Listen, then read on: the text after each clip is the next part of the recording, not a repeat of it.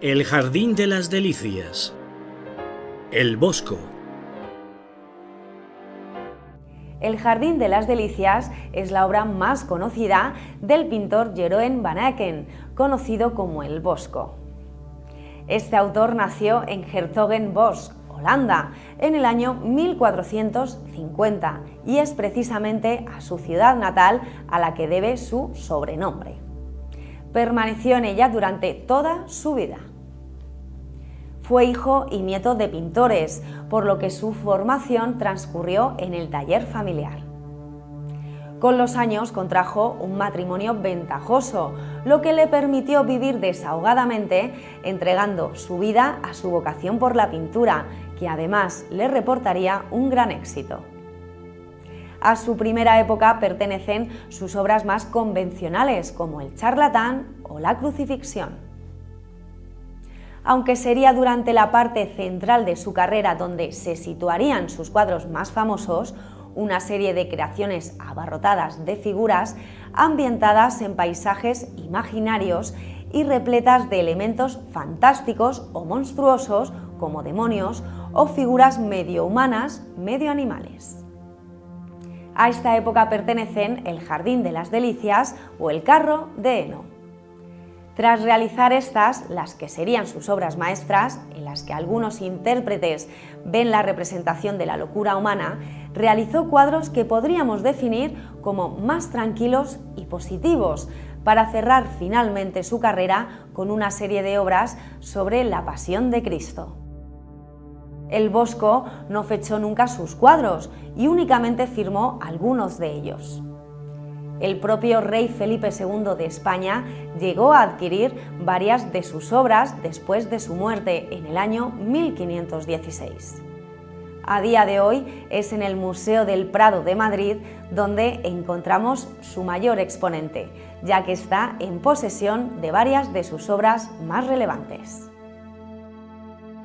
El Jardín de las Delicias es un tríptico, es decir, una obra dividida en 3 paneles. Está pintado al óleo sobre tabla. Está compuesto de una tabla central y 2 laterales, de la misma altura pero de un ancho inferior al de la tabla central. Cada una de las tablas está pintada por ambas caras. La obra se puede cerrar sobre sí misma adquiriendo un significado si la vemos abierta y otro si está cerrada. Está considerada como una de las obras más fascinantes y misteriosas y sobre todo atrayentes de la historia del arte. Fue adquirida por el rey Felipe II de España, gran admirador del pintor, y ubicada durante algún tiempo en el monasterio de El Escorial. Podemos decir que el cuadro es una visión de la filosofía del Bosco, ya que sus obras siempre están impregnadas del dolor y de la muerte que suponen la condenación eterna causadas por el pecado. El Jardín de las Delicias refleja expresamente el castigo a la lujuria, que era, para el autor, el más mortal de los pecados. Por la cantidad de elementos y simbología que encontramos presentes en este tríptico, es casi imposible hacer un único comentario. Necesitaríamos de mucho tiempo para poder entender y explicar cada una de las simbologías tras las imágenes, pero vamos a recorrer levemente este maravilloso cuadro, uno de los más enigmáticos de la historia del arte. Comenzaremos por ver el significado al que nos lleva cuando el cuadro está cerrado sobre sí mismo. Alude al tercer día de la creación del mundo. Se representa un globo terráqueo dentro de una esfera transparente, símbolo de la fragilidad del universo. Solo vemos formas vegetales y minerales, no hay animales ni personas. Esta zona del cuadro está pintada en tonos grises, blancos y negros, en alusión a un mundo todavía sin el sol ni la luna y por tanto sin los colores que nos llegan con ellos. Es también una forma de conseguir dotarle de un dramático contraste respecto al colorido que encontramos al abrirlo, el contraste de un mundo atrás, de la aparición del hombre y otro ya poblado por la infinidad de seres. Efectivamente, una vez abierto el cuadro, nos encontramos 3 grandes tablas.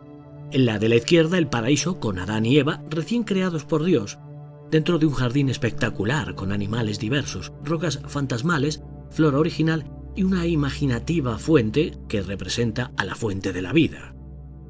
Si nos dirigimos a la tabla central, esta nos muestra una complicada escena con cientos de personajes en actitudes muy interesantes. Se aprecia un estanque circular con un grupo de mujeres desnudas que se dan un baño y son contempladas por un numeroso grupo de jinetes, también desnudos, que cabalgan alrededor de ellas. La escena es explícitamente sexual. ¿Por qué? Sin duda porque en aquel momento montar a caballo era una visión metafórica de realizar el acto sexual.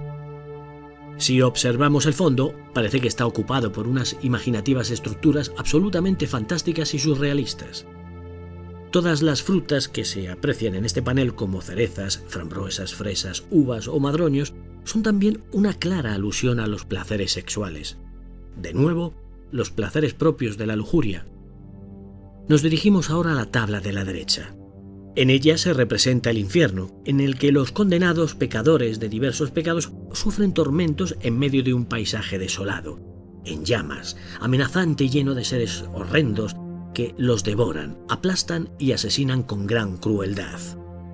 En el centro del panel se encuentra el llamado hombre árbol, quien, con sus brazos en forma de troncos secos y sus manos como barcas flotantes, contempla lo que sucede en sus entrañas. En el ángulo inferior derecho aparece Lucifer, representado como un monstruo con cabeza de pájaro y pies de vasijas, que engulle cuerpos para después defecarlos en un pozo. Al lado encontramos una dama orgullosa que se ve obligada a reflejar sus encantos en las nalgas de un diablo. En el lago los patinadores caen y se hunden. Hasta un caballero con armadura es atacado por una jauría de animales. Se aprecia también un tanque infernal formado por 2 orejas y un filo que avanza sobre los condenados y los aplasta. Incluso los instrumentos musicales sirven de armas terribles para ejecutar a los malditos. Los personajes que se encuentran situados en primer término parecen ser condenados por el juego y las tabernas, ya que portan dados, naipes y tableros de juego. Esta tabla cierra la obra, pues representa el terrible final que, a juicio del Bosco, espera a los que desde la virginidad caen en una vida de placeres lujuriosos que vemos en la tabla central hasta llegar a sufrir las más terribles condenas inimaginables. En resumen, podemos decir que por sus características artísticas, por su complejidad imaginativa y por su simbología que encierra, El Jardín de las Delicias es la primera gran obra de carácter surrealista de la historia del arte que inspiraría a numerosos pintores del siglo XX.